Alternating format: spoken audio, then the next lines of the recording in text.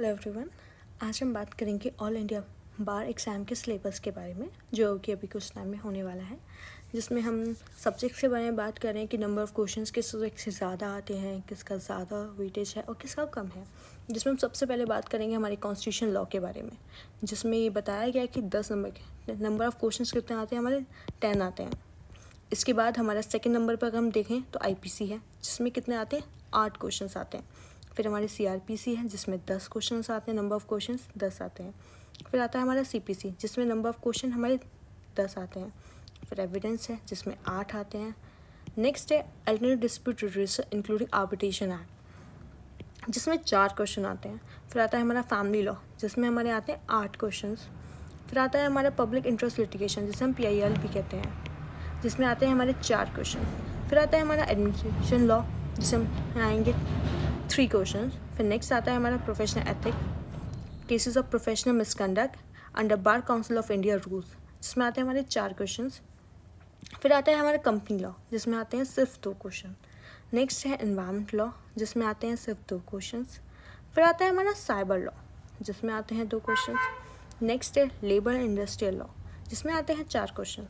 फिर आता है हमारा law of tort including motor vehicle act and consumer protection law, जिसमें आते हैं 5 क्वेश्चन।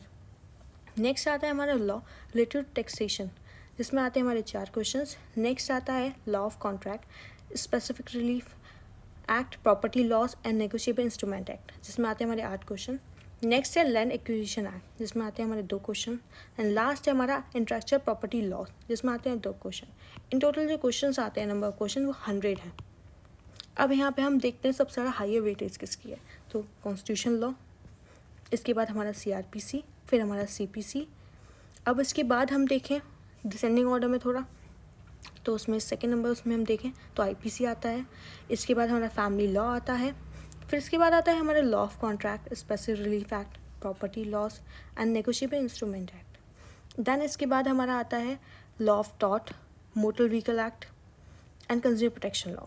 एंड देन आफ्टर इसके बाद आता है हमारा alternative dispute redressal including arbitration law. Next आता है पब्लिक इंटरेस्ट लिटिगेशन। फिर आता है हमारा professional ethics and cases of professional misconduct under bar council of India rules. Then after labour and industrial law. इसके बाद आता है हमारा, हम वेटेज देखें तो arbitration law. Then after 2-2 number के सारे क्वेश्चन, आई मीन टू से दो क्वेश्चन आ रहे हैं, जैसे हमारे company law, environment law, cyber law.